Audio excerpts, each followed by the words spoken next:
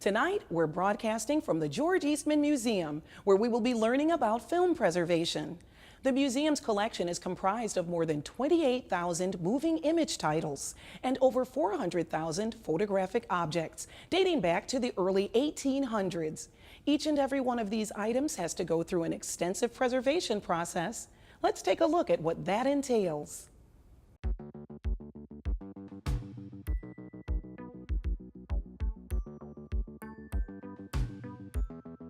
Thank you so much for allowing us to come and see what the restoration process of your films are. I'm happy to be here. I'm glad to be able to show you all the things we do here in the Moving Image Department at George Eastman Museum. Can you walk us through the process, please? Absolutely.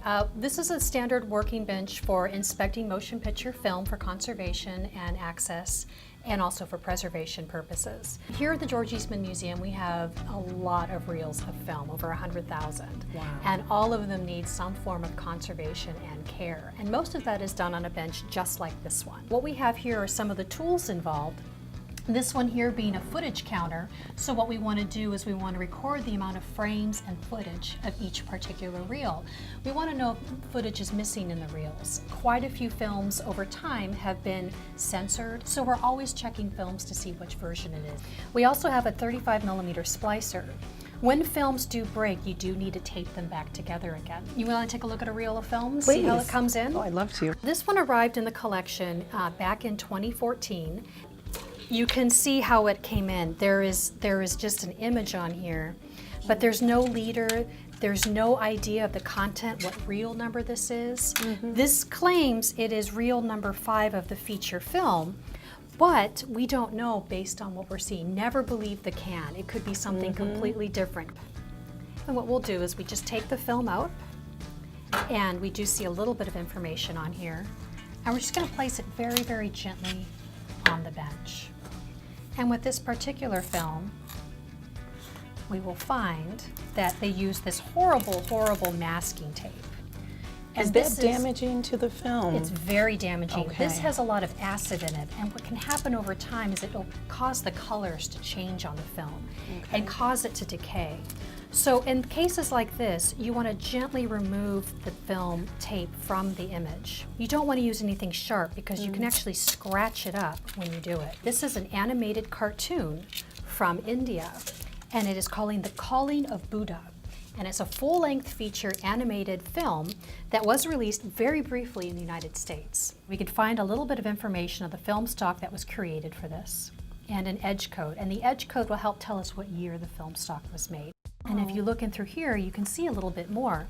You'll see that there's these little tiny dots running along the edges here. This is DTS digital sound. What we also have here is an analog stereo sound, which is your 2 squiggly lines. And it amazes a lot of people to actually be able to see sound. Because there's nothing on here, we are going to want to add a little bit of leader or countdown onto this film.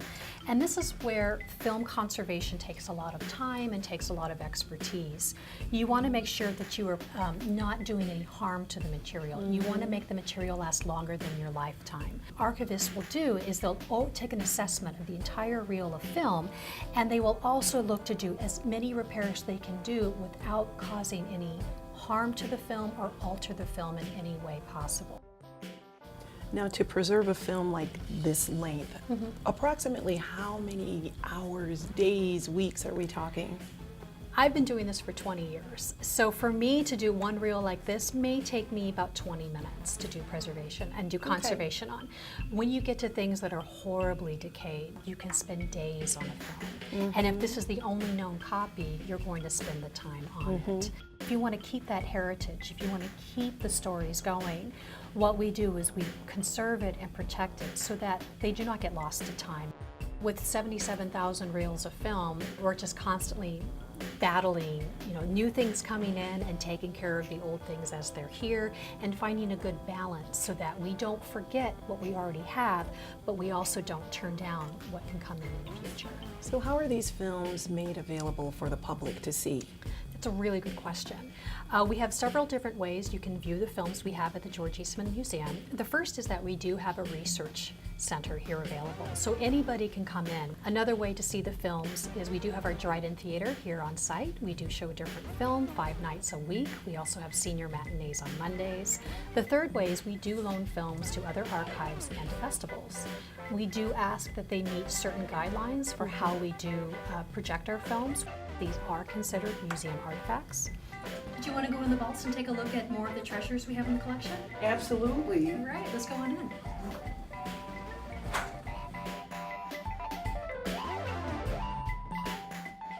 We have an amazing assortment of films here. We collect all over the map. We don't just specialize in one genre or in one filmmaker.